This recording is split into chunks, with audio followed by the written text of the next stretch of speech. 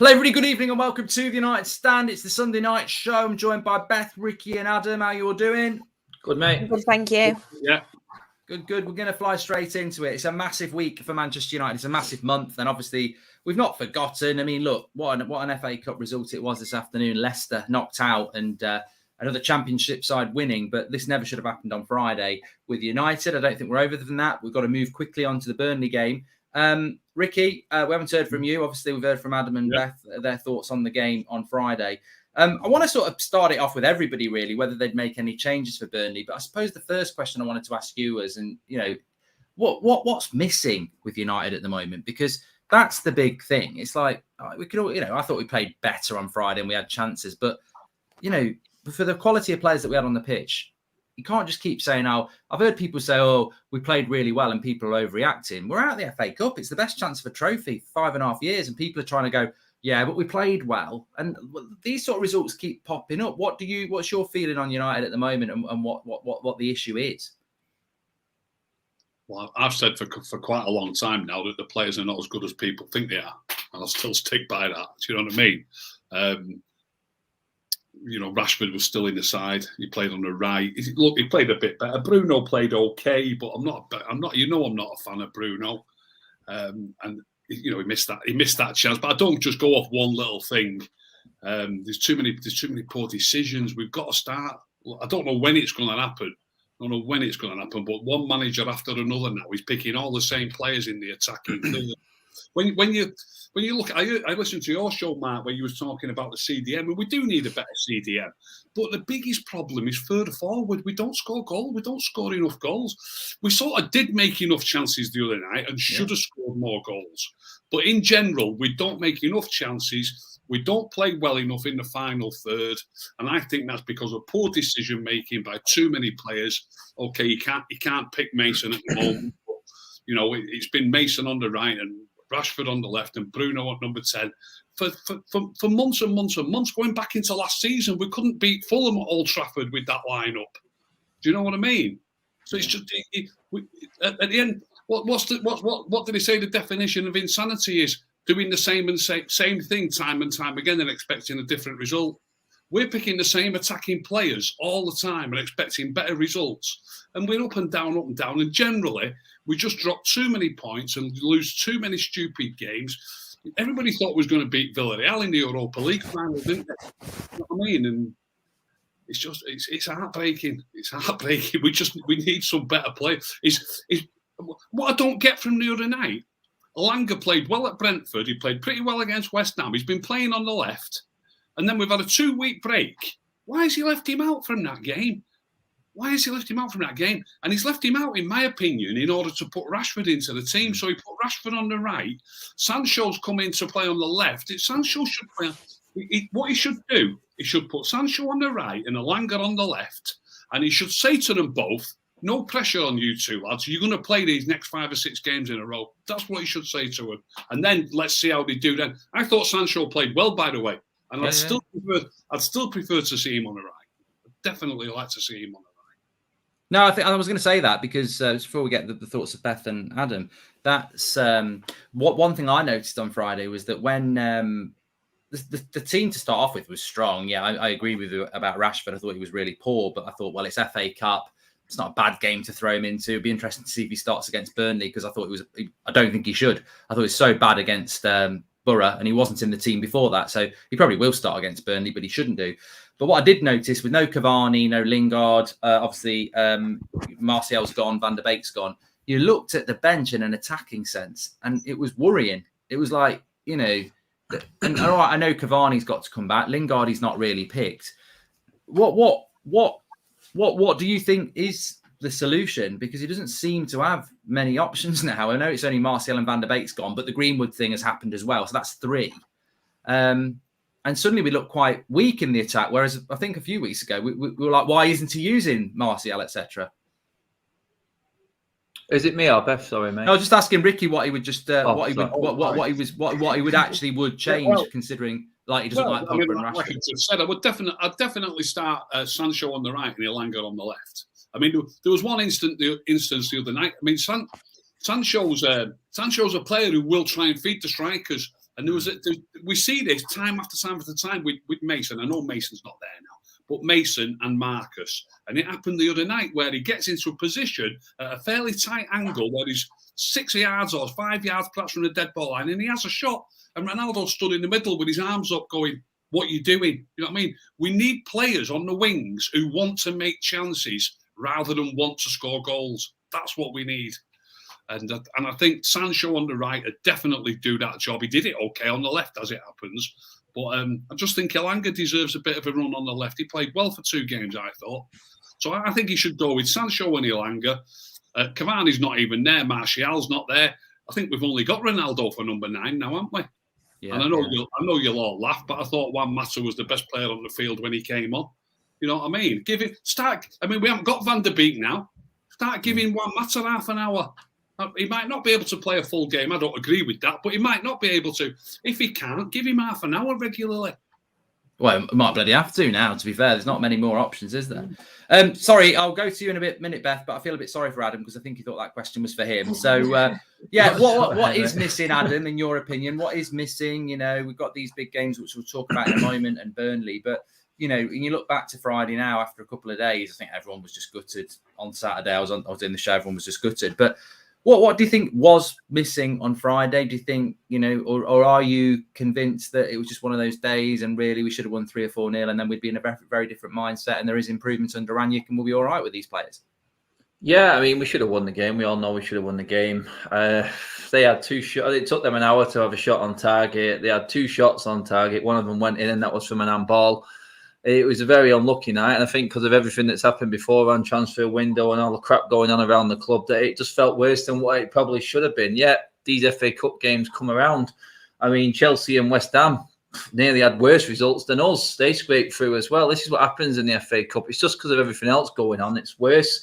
You mentioned then the players that are out, Van der Beek, Martial, Greenwood missing. I disagree. I say Cavani's missing. I say Lingard's missing. I say Ahmad's missing.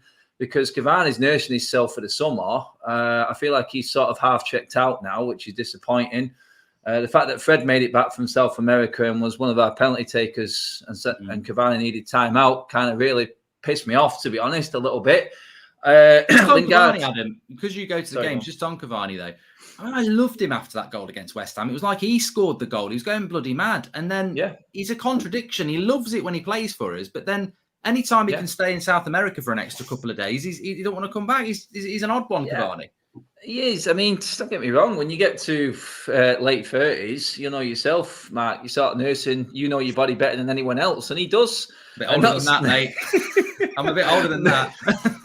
I know, but when you was playing and you got to that age of your life, you sort of knew, and there's only you who knows your body, and he's looking after himself. And he's got 4 months left on his contract, so why wouldn't he? I'm just saying, not against him, but he's a player that really isn't helping our situation right now just because of that. And I've got nothing against Cavani. I love the guy because, like you said, he is a full-on passion merchant, and when he's on the pitch, you do usually get everything. But I have to add him to the list of players that you cannot rely on, like Jesse Lingard, for different reasons, and that's what's missing. We had Phil Jones coming on for Rafael Varane. We had Fred coming on for Paul Pogba. We had Juan Mata coming on late on. No disrespect and not saying Ricky isn't right in terms of him playing well when he came on, but a championship side that were blowing out with their arses, I'd expect Mata to actually have an half-decent game at that stage in extra time. But look at the players that are coming on. We used to be bragging a few months ago about having a stronger bench than we did starting lineup. That's gone now. So there's no extra option when things do go wrong. So effectively, like Vicky says then, he has to get that starting lineup and the system right. Otherwise, we haven't got a plan B anymore. There's no one to come on with that individual brilliance anymore to win as a game. It's just not going to be there now from now on because we're left short. But if we take our chances, we're not talking like this. We're talking about being in the draw in the next round and we're looking ahead to Burnley. It's just ifs, buts and maybes all the time. And I do believe that the main problem is what's going on behind the scenes still is causing more problems and the mentality of this playing squad, because you could see it. And me and Beth talked about it after the game. Great first half, creating chances. Second half wasn't as good, but still creating chances, even when Middlesbrough scored. But the longer that game went on, oh my God, our asses started to twitch and we started to drop. We started to go hiding and an extra time came, but Did anything happen in extra time?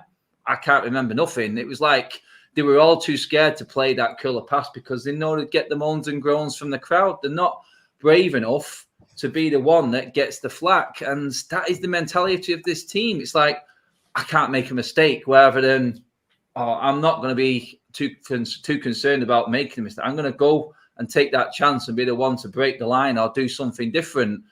It's just the way we're at the moment. Unless we get a few goals in front or have like a cluster of goals, we are struggling, especially when games are ticking on and there's something riding on that particular game, like the cup games we've seen. I just think we sort of revert back to type, and it's the Ollie type, and it's going to be really difficult to get that out of our DNA in terms of where the players are at and the mentality, and that's what the problem is.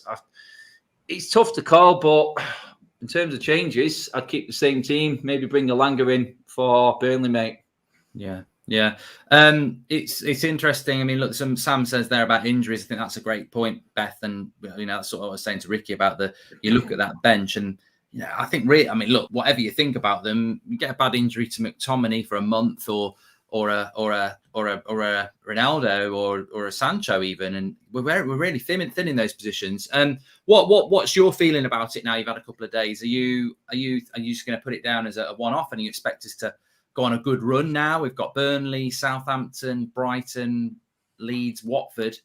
I'd never say 15 points, but really that's what we should be looking for. And what would you, like Adam said there, he said we'd only make one change for Burnley with Rashford out, probably for Elanga. Would you be looking to do more than that? What is missing, in your opinion, and why can't we dispatch these teams? Because we did create a lot of chances on Friday, unlike we do on normal games. The thing is, though, for me, it isn't a one-off, because it seems like every time with United, we say, oh, it's a one-off, we've lost this game. But it's like we keep losing games like this that we should be winning. And that's just what's happening. I know that we created a lot of chances. And to be fair, I do think we did play half decent football in the first half and into the second half, really, up until the goal. For me, I do think we were creating quite a lot of chances. Our forwards just could not finish. But it's like when me and Adam were talking about the mentality does drop, the heads do go down, and the problem is that you can't rely on anyone in that team. No one's consistent, and when not a single player realistically, apart from De Gea at the moment, is consistent, then you've got problems, because every week you see this inconsistent team, and we're not consistently winning games. It feels like forever that we've been on a good run of form where we go into a game really confident, thinking, yeah, we should win today. I mean, I wasn't even confident for Middlesbrough, and people are like, why aren't you confident? Because I just know what Manchester United can do, and that is what happened. Even if it wasn't for the referee, even if you do miss a couple of chances, you've got to go out and you've got to win that game. You just have to do it, and we didn't manage to do it. It did feel like we just completely fell off, and it's like you look at the West Ham game, and we brought on Cavani, Martial, Donny van de Beek, and we ended up winning that game through them substitutions. And no disrespect, but you look at the bench at Middlesbrough, and yeah, that team should be beating Middlesbrough anyway, but there was no firepower really to bring off the bench whatsoever.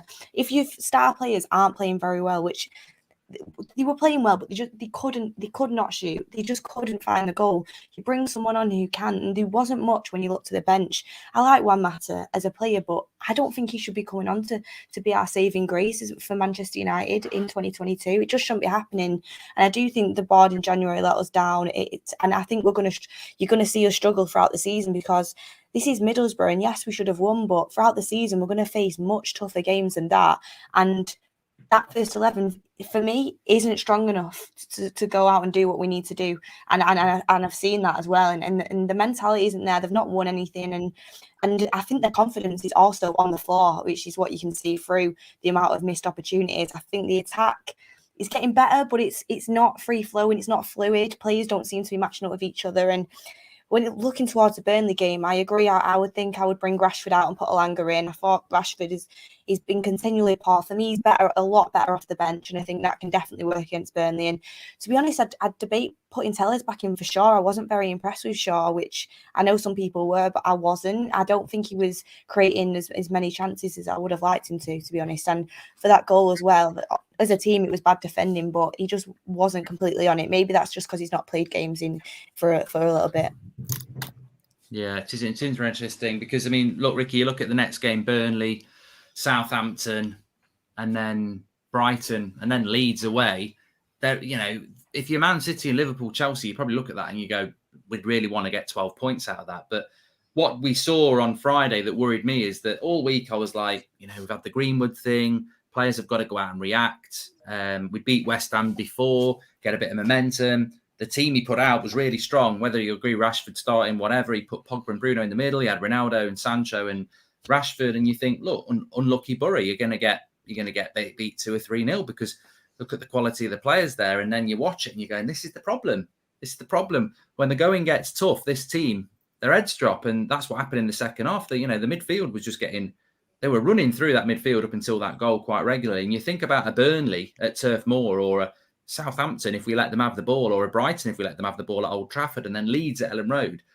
If we're not mentally strong, it doesn't matter about ability. We're gonna get run over, aren't we? And I think that's I don't know how Rangnick solves that, because this has been going on this was going on with Van Gaal. You know, there's that mental collapse that United can have despite the players. Is that something that concerns you? Yeah, it concerns me. Looking at this run of games, there's hardly an easy game for a club like us. You know, they say there's no easy games in the Premier League, but you do see City score 6 and 7 occasionally, don't you? Do you know what I mean? That's beyond. Well, it's not completely beyond us. Did we bang 5 in against Leeds at home or Newcastle or 4? We normally do well against Leeds, to be fair. You know what I mean? We can't. You know, it can happen for us, but it's just not consistent enough.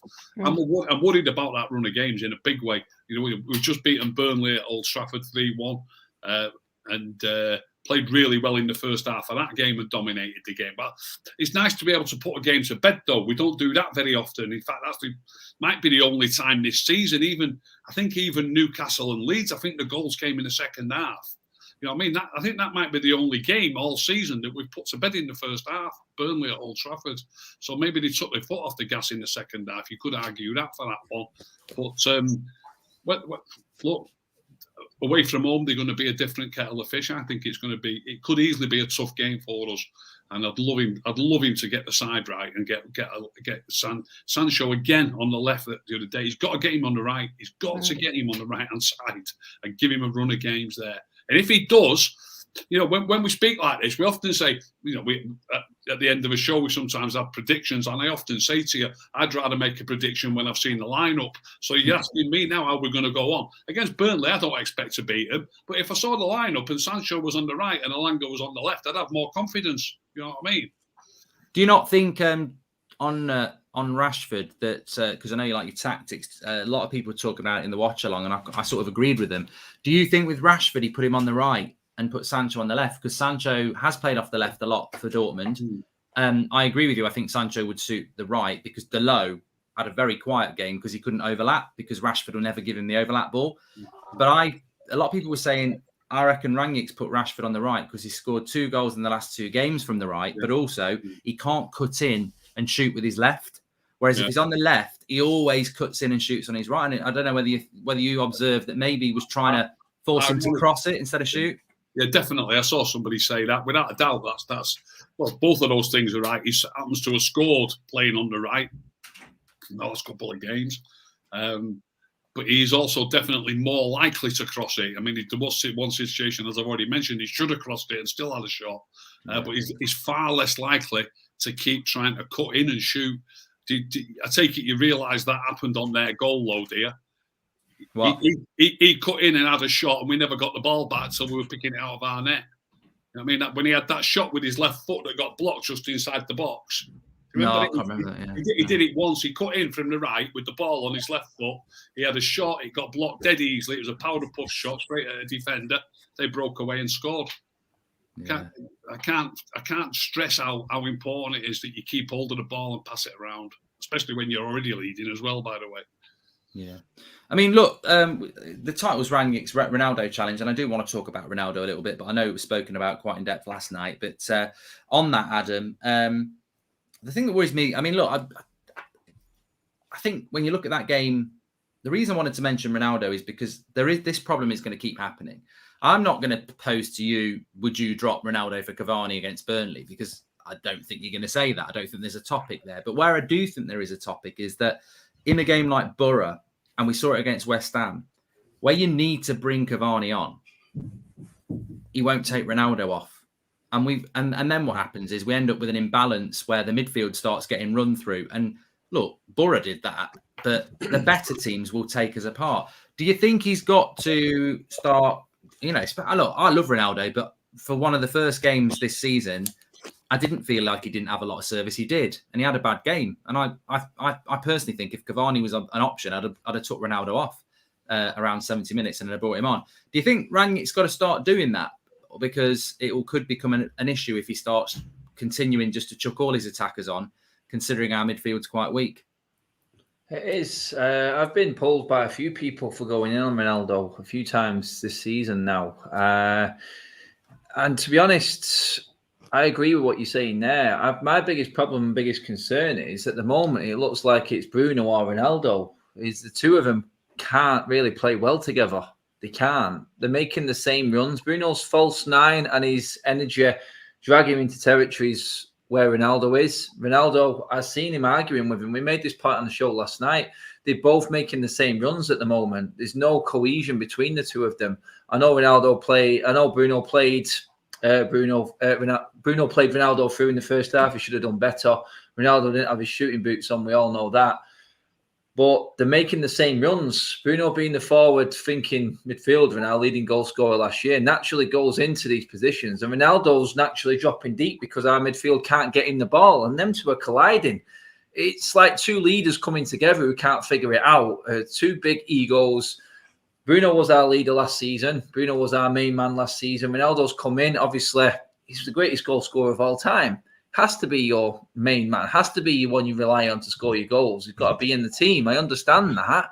But he is a problem right now in the sense that it's not working around him. And since Rangnick's come in and put this system in place, we've seen nothing really of Ronaldo. What's he got? 2 goals under Rangnick? The other 13 came under Solskjaer when everything was just revolved around him. Rangnick's trying to put a system in place right now, and it's not suiting him. Ricky made a point about Sancho being out on the right. Until you get players in the natural positions around Ronaldo, Ronaldo doesn't really stand a chance. And yeah, he had the chances against Middlesbrough, and he had a bad game. I will put that down as a one-off bad game for Ronaldo because 9 times out of 10, he's bagging at least 2 goals in that game. We know he is. He had a really bad night, and it just added insult to injury, really. But Ronaldo and Bruno is my biggest problem at the moment.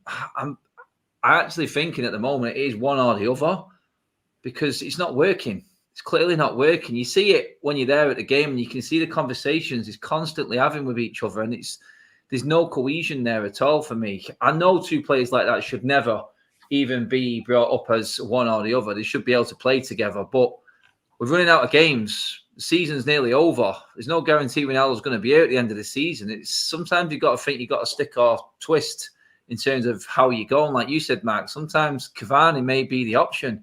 But then, like I said before, he's not really a guaranteed option because you want to have reliability. You want to have consistency in your starting lineup. At least Ronaldo gives us that because he's always going to play. Cavani, you can't get that.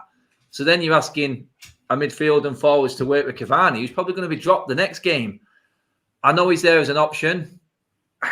And I do believe, I'm agreeing with you, mate, he should be brought on sometimes to give us something different. But in terms of Cavani's strengths, they're very similar to Ronaldo's. 6-yard box, 18-yard box, feeding on chances and crosses. We don't do that anyway. So really, Cavani's going to struggle just as much as Ronaldo, in my opinion. I would say Cavani probably offers a bit more off the ball than what Ronaldo does, and that is about it. Because if a chance comes, you usually expect one of them two to put it away, wouldn't you? But everything else, for me, I do believe the biggest problem is that Bruno and Ronaldo getting in each other's way because it was continuously happening the other night. I don't know if anyone else seen it. We talked about it last night, but that was always happening. They're in the same position constantly, and there's just no option there at all. There's no extra ball. There's no other ball. And you know what they're like? They're both headline makers, and I do believe that's a bit of a clash for us at the moment. It's not working. Yeah, it is interesting because I think with Ronaldo, I've noticed it a lot. I'd liken it to Harry Kane in the Euros. He's coming very deep a lot, and I think a lot of that is frustration. I saw a stat today, actually, that might surprise people, that actually Ronaldo's had more shots per game than Kane and Vardy. And, that flies in the face of the wind that we're not creating chances for him. But I still don't think we're creating chances for him. I just think he's getting it in trying to shoot in positions he shouldn't do because he's getting frustrated and he's dropping too deep. And I often think, well, we've got Delo and Tellez who can cross and Luke Shaw can cross. And sometimes you look in the box, Ronaldo's not even there because he's played the pass to Shaw deep. And he needs to be the man in the box. And I don't know whether that's coming from Rangnick's style, that he wants Ronaldo to drop in or not. But it's interesting, Beth, isn't it, with Ronaldo? Because, you almost need to be careful what you wish for because, when Adam was talking there, I was like, well, all right, imagine if Ronaldo pulls his hamstring for 6 weeks, Cavani, who probably wouldn't play for more than half an hour before he was injured. And then obviously we haven't got Greenwood anymore. We haven't got Martial anymore. And we go back to what we were saying there before. We're in a quite precarious position. But on Ronaldo specifically, do you think it is just one of those games, or do you think because there's a lot of people who actually don't rate Ronaldo as United fans, which I find ridiculous. But there's no doubt that he's not scoring the goals, like Adam said. And do you think this is something that's going to resolve itself, or do you think it could be something that we just continue to struggle with under Rangnick and this team at the moment? I think recently, he's not been the Ronaldo that we did see, but it's like the Middlesbrough game. He had a one-off game where he really just couldn't finish. If he could have finished like he usually does, he would have had a hat-trick maybe on that game, and that's just the way it goes sometimes. He should have scored the penalty, and he had a few easy chances that he should have buried. Yeah, you expect him to do that against Middlesbrough, but like you said, for me at the moment, I love Cavani and I love him as a player, and I think he's a great striker, but he's a luxury player for me. He's just someone that if he's fit for an occasional game, it's like, yes, I'll be happy to have him on. I'll be happy to see him come on the pitch and help us. But I don't see him as a player that's going to be ready for us every single week because he's just not that type of player. Therefore, you can't really build a team around him when he's not going to be playing every week. I think Ronaldo is the best striker that we've got. Cavani should be playing more, 100%, but we could have needed him against Middlesbrough. He wasn't there, and that is the problem. And then when you look past that, you've got Rashford, who for me, he would probably be the next in line, and he cannot be playing up front. So you've got to try and make it work with Ronaldo. I think getting more crosses into the box will help. I don't think Shaw was doing that enough. And I think Dallo, despite how good he's been, he just needs to work on the accuracy of his crossing. I think that'll help us. And like Adam said, I do think Bruno hasn't been in tune with Ronaldo for quite a long time. And that's a problem because he's our creative midfielder. He's the one that usually a lot of our chances have been created by. But seeing Sancho's form and seeing Pogba play like the way he did, I thought Pogba played very, very well considering he's been injured. It gives me a lot more hope that he's going to start getting more chances because you see Sancho, he's always looking for the pass. Rashford should have finished that chance for him. Ronaldo should have finished that chance that he slid through to him. So Sancho is going to be passing to him. Like Rick said, it'd be better to get him on the right so he's able to do that a lot more. And then Pogba as well, he's always looking for that pass. He's not one to just shoot all of the time, and he'll be playing a little bit deeper. So I'm hoping that he does start to get more chances. And it is Ronaldo at the end of the day. His mentality is ridiculous. And I think he will find a way to make it work. And I just hope that does happen. But he needs to improve. And we do need to use Cavani more to answer your question 100% because you can't just rely on him for everything. And you saw that against Middlesbrough. He should have won us the game, but he didn't. So someone else has got to step up sometimes. I think I do want to talk about the manager situation and see what everyone thinks about the manager situation. But just before we go to that, you think you brought a really good point in there, which was something I was positive before the Borough game and completely forgot, is the fact that if you do play Sancho on the one of the wings, Ricky, and then you're not playing Greenwood and Rashford, who are quite selfish, that's more creativity. We saw from Sancho, I think in the space of 2 minutes in the second half, he put a sitter for Rashford that he missed. And then he slipped Ronaldo in where he ended up trying to back heel in it and put it out for a goal kick. So he could have had 2 assists, Sancho, in the space of a couple of minutes. So he's a creator. And if you do put Pogba in the midfield with Bruno, well, Bruno is one of our biggest creators, although he can be quite irritating at times with what he tries. But Pogba's creative. So realistically, it's logical that we will start creating more chances with Sancho in the team and potentially Pogba in the team, which brings me to the question, we're back to that midfield again. If you're going to go with Elanga and Sancho or Sancho and Rashford and Pogba's back, can you go looking at specifically Burnley, Southampton? I mean, look, I always say Ward-Prowse and Romu are better than Fred and McTominay, but is that midfield, is that the right thing to do? Because McTominay, for me, started the game all right and then drifted and disappeared. I thought he was the invisible man in the second half, to be honest. But McTominay, Pogba, and Bruno. Is that a recipe for disaster? And have you got to drop one of Pogba and Bruno? When I used to say all the time that we've got too many attacking players on the field, and that's why we were getting battered so often by so many teams. But whether they happened to score the chances or not, we were getting walks through. It was because we had Greenwood and Rashford on the flanks who were not the best at holding the positions. I hate the phrase tracking back, because I don't want my wingers to be chasing people back. I want them to be set in position so that we're waiting for them to come at us. People will think I'm just saying be behind the ball all the time. I don't mean that. I just mean that as soon as they get the ball, or as soon as it goes to their keeper, or even for a goal kick or a throw, we've got to get our team shape right. And with Greenwood and Rashford, they're often too far forward. When you've got Bruno as a number 10 plus a centre forward, we were playing with too many attackers. This is exactly why Liverpool got 5 against us.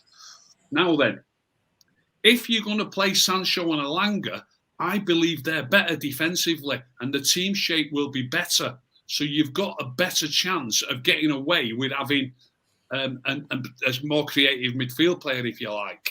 Yeah. You know what I mean? If you've got Sancho and Elanga on the flanks, and whether you've got McTominay and Fred or McTominay and Pogba, or I'd have McTominay all day long because of his engine and his work rate. McTominay and Matic, McTominay and Fred, or McTominay and Pogba. Probably a lot of people would go with Pogba because like you say, the creativity. But it is going to be more solid, whichever two you pick, because you've got Sancho and Elanga. You're playing with 4 midfield players rather than 2 midfield players and 4 forwards. So we will be more solid if he picks those 2 on the wings. Then you can go with, say, McTominay and Pogba in the middle, Bruno at 10 and Ronaldo at top, and we will be more solid because of the wingers. Because of the wingers. See, I Adam, I'm going to ask you, Beth, as well, this, because it's just a bonus topic before we talk about the manager situation. But I think I personally think you've got to make a decision, Adam, between Pogba and Bruno. And you've got to, unfortunately, go with Fred and McTominay, because I just don't think McTominay's good enough. Although I agree with Ricky, he's probably the best CDM choice by the fact that Fred can't play CDM and Matic can only play half a game. I think you've got to go with McTominay. But then I'm acknowledging that McTominay's not a good CDM, so he needs some sort of defensive support with him in that middle, which I don't think you'll get from Pogba and Bruno. I wish we had Matic 2 years ago, and I'd say Matic, Pogba, Bruno, and it'll work. But do you think do you think it's right to go into these games and be playing Pogba and Bruno in a midfield 3 with just McTominay, or do you think we do need that, let's be honest, another runner around player in Fred? Let's be honest. Let's just make it like what we've got towards the end of the season, because we can't bring anyone else in now. That talk of playing the 2 and everything like that and another defensive midfielder, and it's not going to work. Honestly, I'd play Bruno where he came from Sporting. I'd play Bruno as 8. I'd swap him with Pogba. Pogba should be further forward. Bruno's got the engine, consistently puts more miles in than anyone, his work rate, and unfairly gets criticised for his defensive work, which is decent, but no one picks up on that because of what he was doing last year. It was the stats last year. And whenever he went on a run where he wasn't scoring, everyone's like, well, what are you shouting about now? Bruno's not doing anything. But he works harder than anyone else in that team, week in, week out. The stats show it. He covers more ground than any other player in United's team. He was an 8 at Sporting. We bought him there. He was a number 8. Pogba, I think, is less disciplined than Bruno. So I would keep the same team, but I would switch Bruno and Pogba, because I think Pogba can be a target man. You can play long to Pogba as well. He holds the ball up better than anyone else in the team. He's the strongest player in the team. And there's things that he can do on the ball that Bruno could only dream of. Ronaldo could only dream of on the ball. Anyone, in fact. I've seen him doing things up front there against Middlesbrough. I thought, how's he getting out of this? And there's no one else in the team who can do that. And while he's here, utilise him. I would play Bruno behind him. I think Bruno can be disciplined. I think he will listen more. Pogba, I think, switches off in his defensive duties sometimes. I would honestly, for the rest of this season, until we address this midfield issue properly, and I do agree we do need to bring someone else in, because I don't want to see it as Bruno, because I think he is our most creative player. I just think that what we've got left now, we haven't got anything else left to lose. And I'm only saying this because we haven't got anyone else to put in the team. I wouldn't have Fred in there. I would probably, it pains me to say it, I would probably have McTominay still.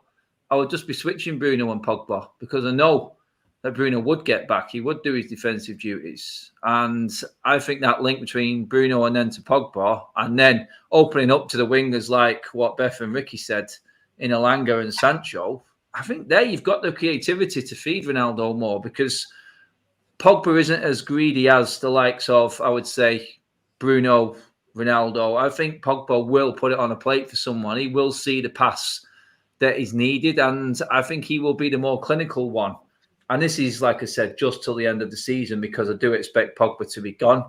If we don't make Champions League, I think Ronaldo will be gone. Cavani's already going, and I think we'll have to readdress everything all over again. But for now, I think that's how I would go with it. I know people will say it's a bit risky, but Bruno does do defensive work. People can't say he doesn't. And tell me what he does that Fred doesn't. Tell me what Fred does that Bruno can't do. That's what I would say. What about you, Beth?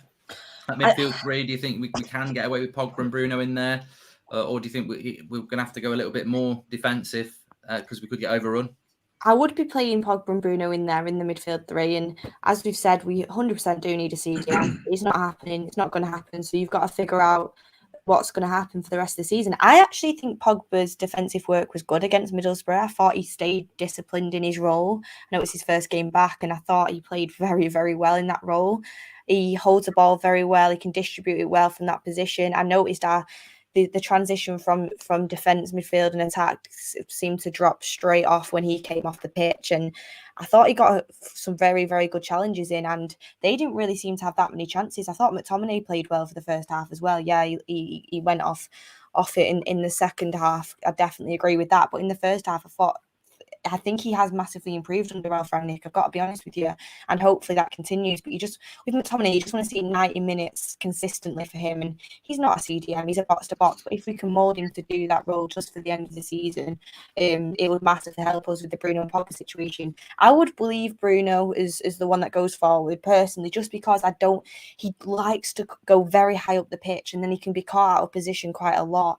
I don't think positionally he is that disciplined. Maybe you can teach that into him, but I don't see that. I think Pogba has got the discipline if we can manage it. And I think with Varane in the team as well, he's our best signing realistically this summer. He has been so good. And in that game again, perfect defending. And I think with him at the back, it definitely helps us with defensive work. I know that we probably will get caught a few times, but I think it's worth it to have them players in your team. And like Adam said, what can these players not do that Fred does? It mind boggles me sometimes when he's on the pitch that people have these assumptions about him. Yeah, he has the passion, he has the work rate, but for me, he's generally not good enough. I'd rather play someone in that can create a chance, that can score a goal, that will get back as well and help the team. So I would go for the same midfield that we had against Middlesbrough. Make sure the wingers get back, and that obviously Varane's got to be playing because he's defensive. Him as a centre back, I can't believe he signed him. To be honest, he's unreal at the back. Yeah, he is, and a few people talking in the chat about Garner. I mean, I'm not going to do. We did a topic on Garner before. I think we're all very much of the opinion that he needs to stay where he is because his development there is fantastic. And if you didn't see the game today for Forest, he was fantastic in a deep line midfield role. His passing range, he wants to play the ball very, very quick across the ground, and he's 20. And the reality is, I think if McTominay was at Forest playing that role, he wouldn't be doing as well as what Garner is because Garner is a holding midfielder and McTominay isn't. And I think against Middlesbrough, I agree with Beth. I thought his first half was quite good. And in the first 10 minutes, it was quite interesting because he was dropping in between Varane and Maguire like Matic does and taking the ball. And then he stopped doing it again. And he wandered back to the old McTominay who hides behind the forward to not take the ball. And it's like, we're trying to... I think Adam got it right. I think we've got what we've got. There's no point in moaning about it. We need these players to perform between now and the end of the season. But I do feel sorry for McTominay because there's no way in a million years he's a CDM. Everything he's ever done good has been as a box to box, and I think he's playing there because he's got an engine and he's not a holding midfielder. So we'll just have to hope we can get through the season with him. It's weird though because every time you see McTominay carry the ball forward, he does it really well, but he just doesn't do it that often. He should offer to do it a lot more. You see him getting into positions where he's not going to get the pass, but it's like, recently when he's actually been carrying the ball forward, his strength and everything, he's been doing it very well. So against Brentford, he did it superbly 2 or 3 times. It's a risk, though, isn't it? It's a risk for a CDM to do that, because a couple of times I've seen him do it, and he'll give the ball to someone and he'll carry on the run. They'll lose the ball, and you ain't got a CDM anymore. And you can't do. I think we are hindering his best talent, which is driving forward to the edge of the box, which is a CDM. You can't do that because you've got to be disciplined. That's why Matic and Carrick were so good at it. Let's talk about the manager situation. We'll all have our opinion on this. I did say this morning that there was a story come out about Ralf Rangnick appointing Ranulf Honigstein, the athletic journalist who's a German correspondent, to help him out in relation to media inquiries. This is not from the club. The club haven't given him somebody because of what he's been saying. This is not from the club. This is something that Rangnick's done for himself. Make of that what you will, but it's not a club recommendation. It's something that Rangnick's decided to do himself. And the story has come out this morning, but we've got it from good authority that is not from the club. This is something that Rangnick wanted to do. And obviously that he's got a relationship with Honigstein. They're still very much up in the air, Ricky. I don't think Rangnick himself knows what his role at this club is. I mean, he's a coach. I think he's focusing on coaching. He doesn't really seem to have much of an input on signings. We had that ridiculous situation on Monday where he publicly said that Lingard can go. Lingard thinks he can go, and then the board says no, and then you can have a week off, Jesse. So I don't know what you thought about that. But in the manager situation, we've also had these Pochettino rumours again. Couple of questions, really. What do you think is going on with Rangnick, and would you take Pochettino as the coach, or have you got someone else in mind? It's impossible to say what's going on with Rangnick. He seems to be in the dark as we are at times with certain things. Like you mentioned the thing about Jesse being able to go and then not going, but also the thing about. Rangnick said that he asked for time off, and then Jesse comes back and said, I didn't ask for time off, I wanted to play. But the exact same thing happened with Martial before he left, didn't it? He said Martial had asked for not to travel to a game, and Martial said, I never said that at all. So what's going on? The whole thing's a shambles, to be honest. It's an absolute shambles. So what's going on with Rangnick, I don't know. But just like I was with Ollie, I'm fed up of him picking the same players that I don't like. So I'm looking forward to another new manager coming in. Do you know what I mean? So I would. Are you at that point? Do you think we do need somebody else to come in? Then you've not been impressed by Rangnick. Look, when I listen to him speak, I'm impressed by him, and I just feel as though I really was. Well, look, he's let Van der Beek go to Everton. He should have been giving Van. You were just talking about Fred, and you said what can Fred do that Bruno can't do? You said, but Bruno was happy playing where he was. Van der Beek's been sitting on the bench. What can Fred do that Van der Beek can't do? What can he do that Van der Beek can't do?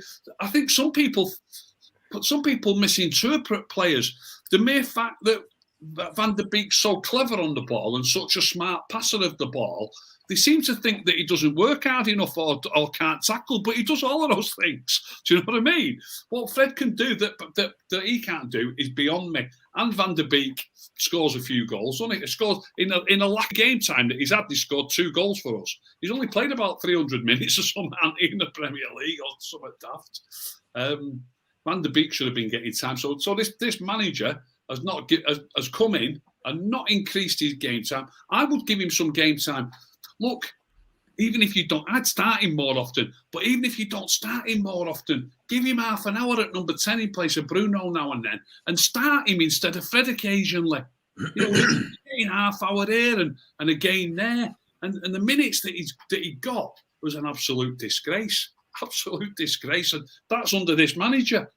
So I'm going to blow a fuse if I'm honest. Well, it'd be interesting what he somebody said to me today, because Everton won well yesterday, but obviously Donny was cup tied, so they were like, he's going to be on the bench for his first game. And I was, I hope not. But they're playing the same time as us, aren't they? They're playing Tuesday. Yeah. Tell you what, I did think as well.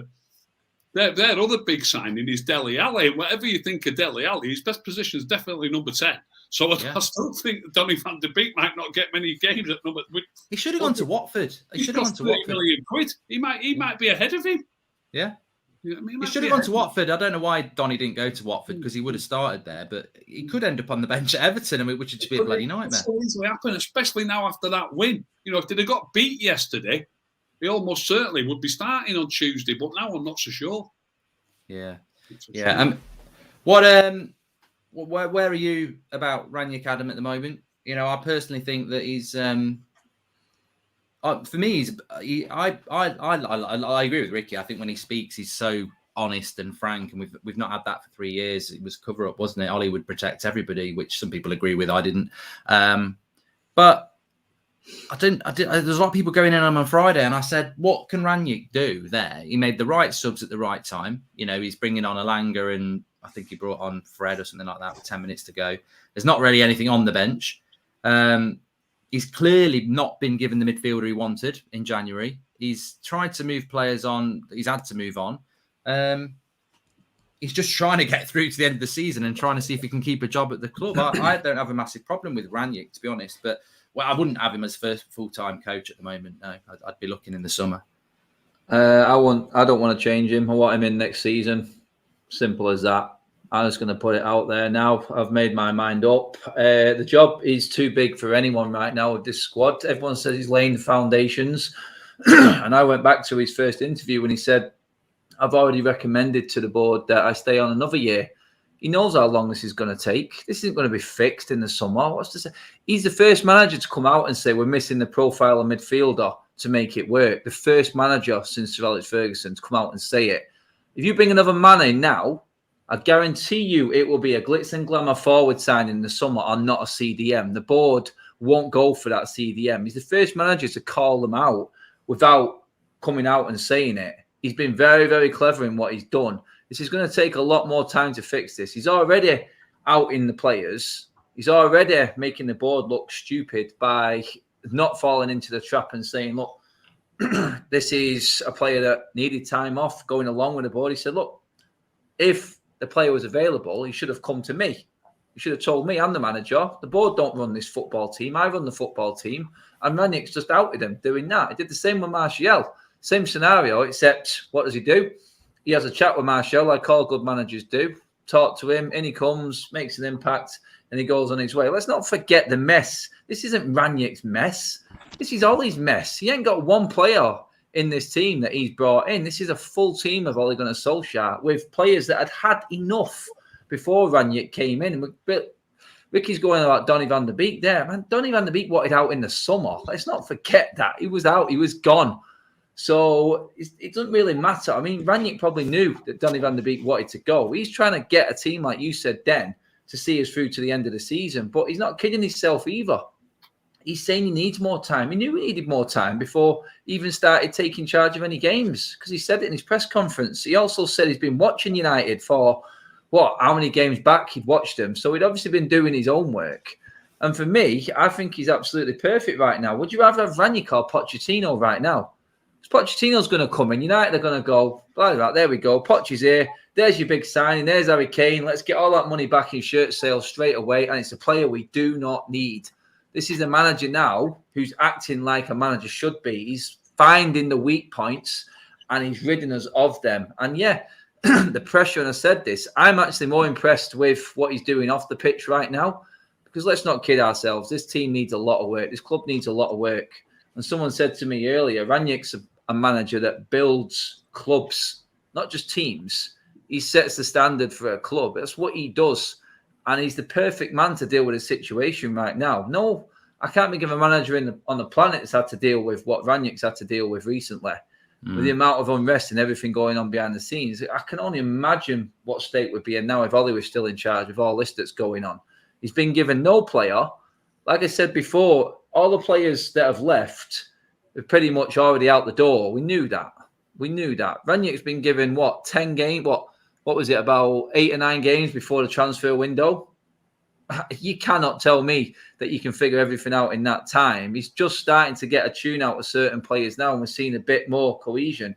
I said it before. It's no coincidence that Ronaldo scored 13 goals for Ole and 2 for for Rangnick. Rangnick's putting a system in place that isn't quite working for Ronaldo. It's not everything built around him. And he's come out and said, look, Ronaldo's just part of a squad. He's not the be-all and end-all. I'm liking the way this manager talks, but I'm liking the way he walks as well in terms of how he's acting off the pitch and how he's dealing with the players. He's given youth a chance. He's already brought Elanga through. Hannibal's been promoted to that first-team squad. And I know now, having seen what happened with Elanga, that if Hannibal performs in training or does a shift, he's going to get a chance. Whereas before, it was just false words from Ole. So for me, he's perfect. I don't want another manager in the summer now because I've seen this week that this club is worse than what I thought. And the reason this club is worse than what I thought is because Rangnick has put it out there in public in how he's acted and how he's handled this situation for me. I know it's not going to be fixed in the summer with another manager. I don't care who comes in. It's not going to change. Let Ralph completely wreck it and let him fix everything, build them foundations, and then get another manager in. I've seen enough now for me. And I don't think Poch, honestly, now I'm looking at it, I think if Poch comes in the summer, I think we're doomed. I really do. That's how I'm looking at it right now.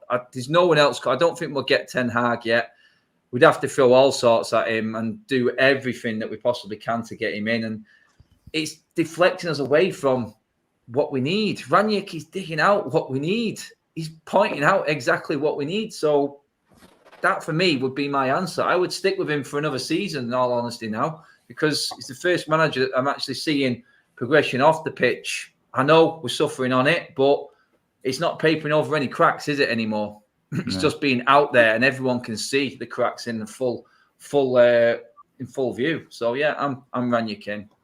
When you say we might not need a star striker in the summer, you know, if we don't qualify for the Champions League, we might not have Ronaldo, we might not have Cavani, and we might not have Martial. They might all be gone. Yeah. We might not have a crap striker, let alone a star striker. You know yeah, but we've not. We could lose. We could lose Matic and Pogba this summer. No, Matic has got another year. It's going to be. That's if United take the option out. Matic can obviously call it as well because that year is optional on Matic's contract. So he could pull a plug on it because he's not getting game time now. I'm saying is obviously we don't know exactly what's going to happen in the summer, but all I'm saying is, you know, we might at least still have, whatever you think of them, we might still have some midfield players in the summer. We might not have any strikers. They might all be gone. It's interesting before I come to you, Beth. It's I think I agree with Adam, and a lot of people in the chat agree with Adam. I agree with a lot of things that he said, but I actually would spin it and say that's exactly why he's not going to get the job, because United have screwed him, because the players are not respecting him because they know he's an interim coach. The club don't like him because he's being too honest and exposing how crap they are. And we know what this club's like. They didn't want Conte for the same reason. So I think, Beth, that I do agree with Adam. I think Rangnick probably looks at it and goes, I need another year. And he did say that a few weeks ago. I need another year to get this sorted. But I think the problem is the players don't respect him because they know he's an interim and they've got the ear of the board. And the board don't like him because he's basically thrown them under the bus. So the board, I think, I'll be stunned if Rangnick's our manager. I don't disagree with Adam's reasoning, and a lot of people in the chat don't either. But I'll be stunned if he gets the job, Beth, because I don't think the club appreciate managers who come out and be honest and basically say the board, as we've been saying as fans for a long time, are that. Which leads us to Pochettino. Would you be happy with Pochettino, or have you got anyone else in mind? I mean, I couldn't agree more with the fact the board would definitely not be happy with how honest he is being, which I absolutely love to see. It's no coincidence at all it happened with Martial and with Jesse Lingard. He's not lying twice, is he? What benefits does that have for him? It's just these players are used to it being covered up by the club and by Ollie, and that's not happening anymore. And then they've got to come out and apologise because they're getting all this stick. Well, it's like, don't do it in the first place then. You're not allowed to just do this stuff and then expect nobody to know about it and just the club to cover it for you. And I like that about Rangnick. It's like Peter, like the improvement with that. I've not decided yet if I want him to be the manager for another year or what's going to happen. But what I have decided is that I massively like him as a coach. I like the way he speaks. I like the substitutions he's made. I like the fact he's learned from his mistakes in game in the Premier League. We've seen him make mistakes in early games of his, and he's stopped doing that now, and he's learned from that. Because when you're new to the Premier League, it does take time to adjust, and he's not managed in the Premier League before or coached in the Premier League before, so it takes time to adjust. And I do think he scrapped the 4-2-2-2. He realised it wasn't working. He's come back. He's gone to this formation now, and I think one, we're creating more chances, which was a problem at the start. We weren't creating barely any chances at all. And two, defensively, we've massively improved. He's brought in Dallo, which I think has been a revelation for me. Wan-Bissaka's not really seen a minute. He's been turned up too late to training. He has these morals and he sticks by them. There isn't favouritism. If you train well, you'll get a game. That's what happened to Alanga, and now hopefully what's going to happen to Hannibal. The board have done him no favours. Apparently he's quite annoyed about it. The fact he's not got anything in January, and they've shipped out all of his squad depth. I mean, we know Martial was already leaving. We know Donny needed game time. That's something I'll never be able to get my head around. But the fact how thin his squad is now, it's making the job even harder for him. And then with the Jesse Lingard thing, telling him you can have a day off when Ralph's not approved that, it's just mind-boggling to me how poorly the board are running the club and how difficult they actually are making his job.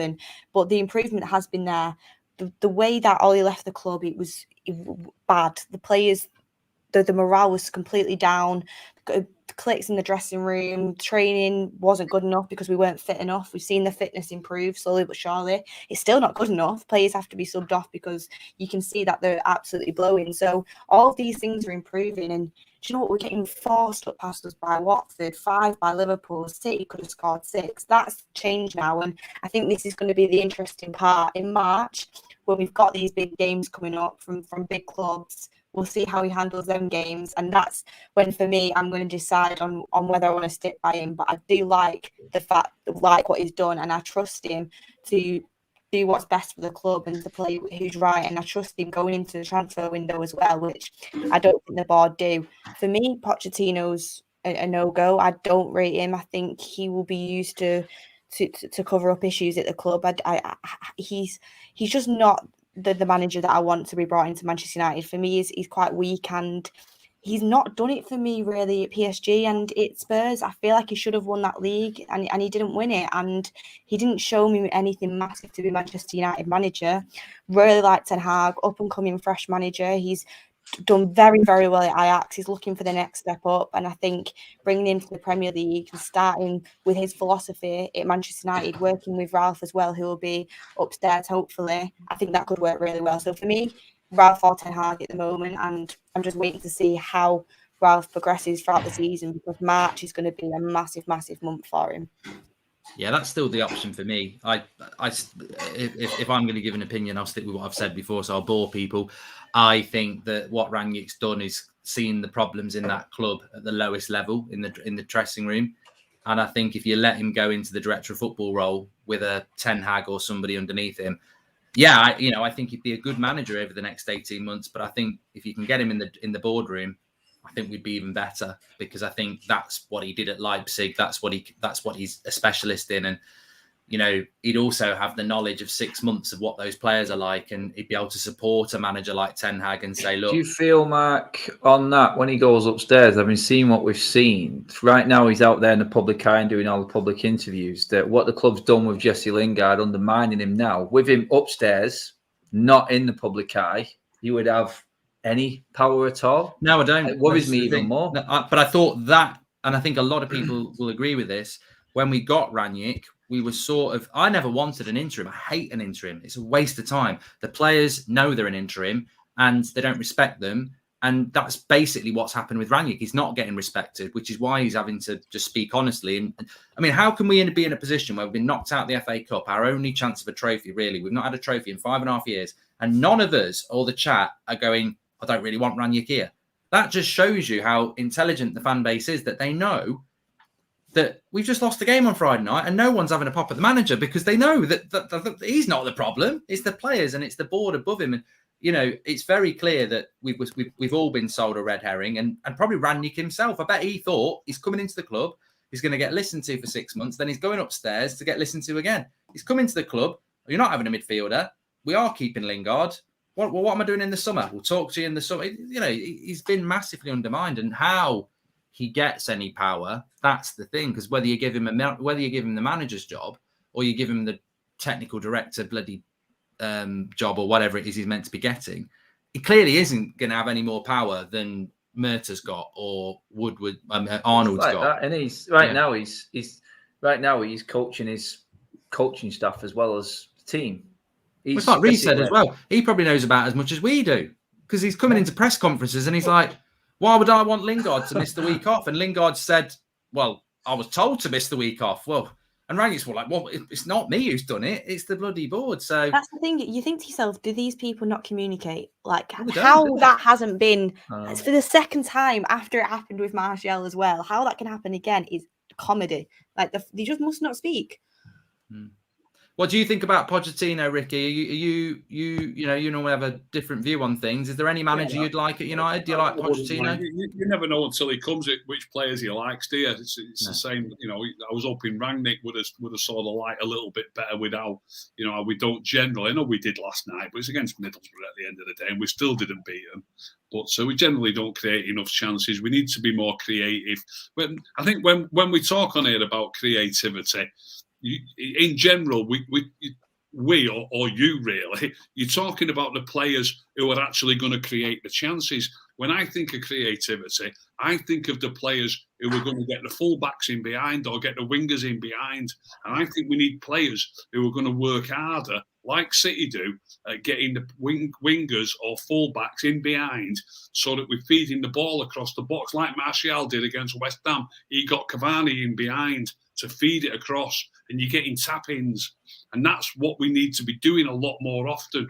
So when we've got a number 10 like Bruno, who wants to create the chances himself, I'd rather have a number 10 who's not trying to create chances, who's trying to get the wingers in behind, trying to get the fullbacks in behind. You've already got a striker in the box or two, and then you as a number 10, you can come into the box to pick up the bits and pieces as well. If he does get blocked or it gets cleared, you're on the edge of the box coming in. So you're constantly trying to feed the wingers or the fullbacks, and when you've done it, you're moving towards the edge of the box. That's the type of number 10 that I like, and that's how I believe Van der Beek plays. He looks for them angled passes out to the flanks, then gets himself into the box. Both his goals are both tap-ins.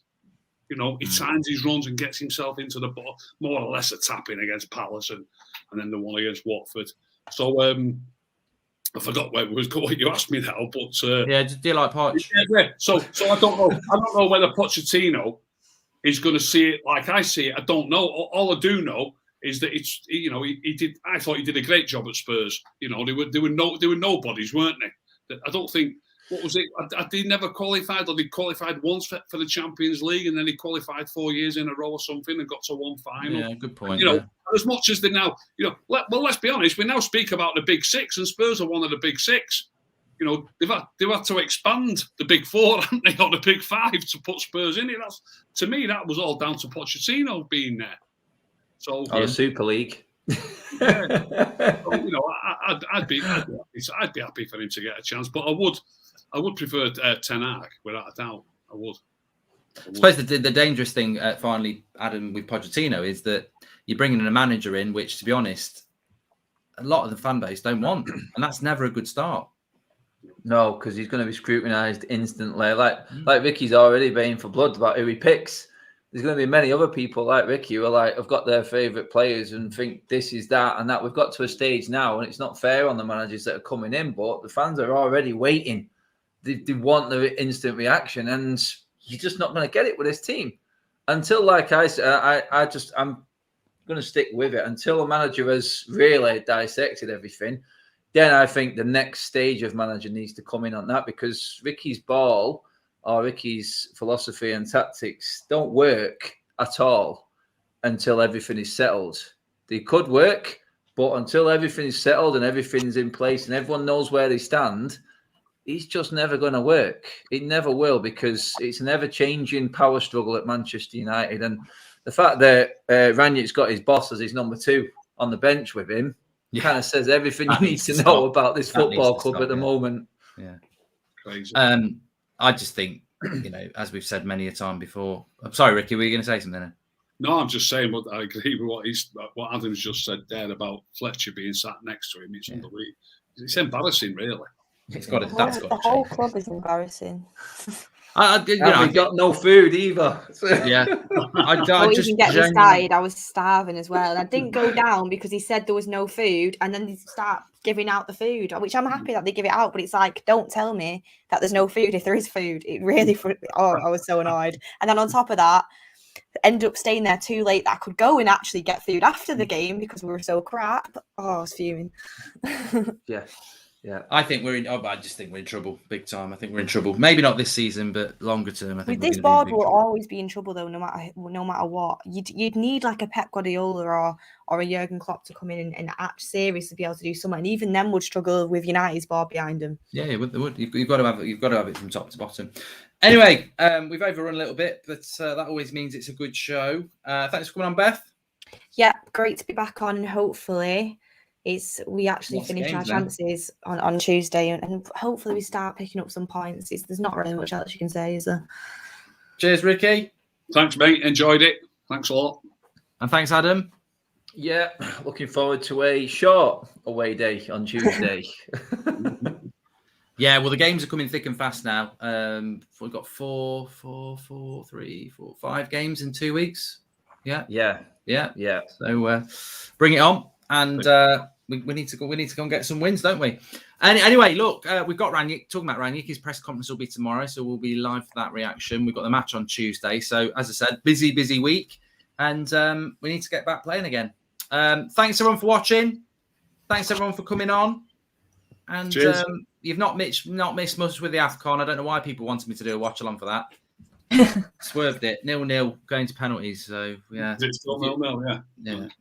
I was watching it before, a bit boring to be honest, that game. Yeah, definitely. All right. Anyway, thanks everyone. Speak to you in a bit.